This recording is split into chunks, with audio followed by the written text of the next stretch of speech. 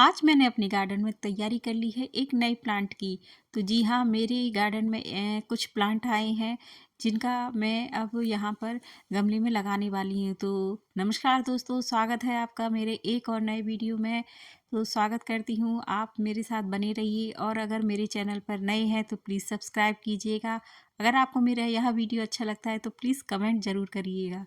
तो देखिए, जब भी हम एक पौधा लगाते हैं या नर्सरी से लाते हैं तो शुरू में हम क्या करते हैं कि किसी भी लगी हुई गमले की मिट्टी में ना लगाएं। हमेशा अपनी मिट्टी को 1 से 2 दिन तक सुखा कर रखें। तो ठीक मैंने वैसा ही किया है।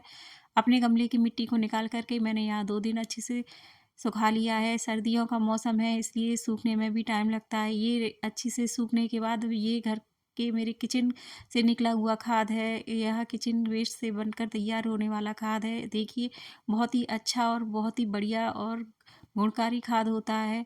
इसे आप अपने किचन वेस्ट से ही तैयार कर सकते हैं। ठीक मैं वैसे वैसे ही करती हूँ।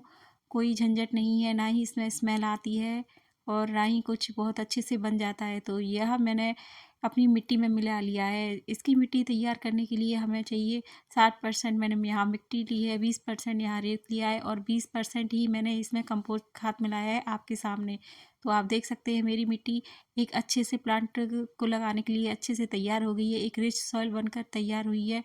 जब मेरे खाद में मैंने बनाते हैं तो कुछ इसमें इस तरह की चीज़ें डाल डाल देते हैं जो अच्छे से इसमें कंपोस्ट नहीं हो पाती हैं। उसका यूज़ मैं कुछ गमले में डालकर नीचे की तरफ डालकर कर लेती हूँ। जैसे कि यहाँ पर आम की गुठलियाँ हैं जो गर्मियों के मौसम में हमने बहुत खाई थी और ये अच्छे से कंपोस्ट नहीं होती, इनको काफ़ी टाइम लगता है इसकी प्रोसेस होने में। तो वही गुठलियाँ बच गई थी तो मैं इसमें से देख कर निकाल कर गमले के नीचे सेंटर में बिछा दूँगी, जिससे कि ये अच्छे से गल जाएँगी और आगे की प्रोसेस तैयार करेंगी। तो ठीक यह है सूरजमुखी का पौधा। मुझे तो नर्सरी वाले भैया ने सूरजमुखी का पौधा ही बोल कर दिया है। तो चलिए, इसी की प्रोसेस करनी है। आज मुझे इसी को गमले में शिफ्ट करना है। तो इसके लिए मैंने यहाँ पर सेंटर में मिट्टी को बिछा लिया है अच्छे से। मिट्टी को अच्छे से बिछाने के बाद जो प्लांट है उसको हम इसमें लगाएंगे।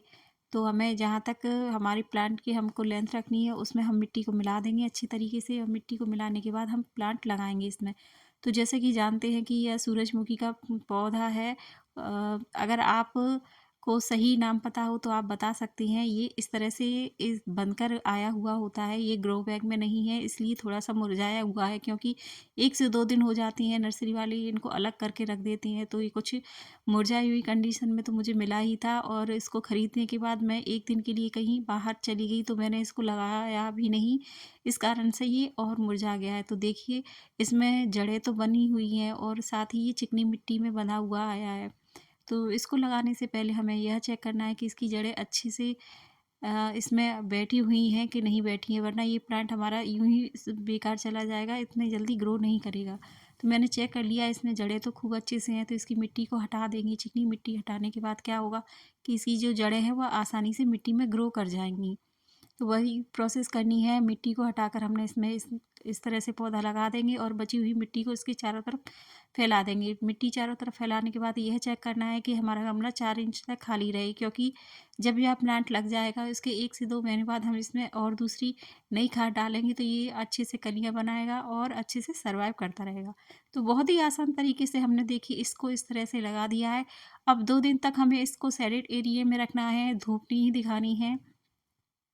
शेडेड एरिया में रखने के बाद हम इसको धूप दे सकते हैं और इसको एक ऐसी जगह रखेंगे जहां इसको 3 से 4 घंटे की या 5 घंटे की भी धूप लगेगी तो ये अच्छे से सर्वाइव करेगा, क्योंकि सर्दियां हैं, सर्दियों के मौसम में धूप कम ही निकलती है और प्लांट को धूप अभी बहुत ज़रूरी होती है।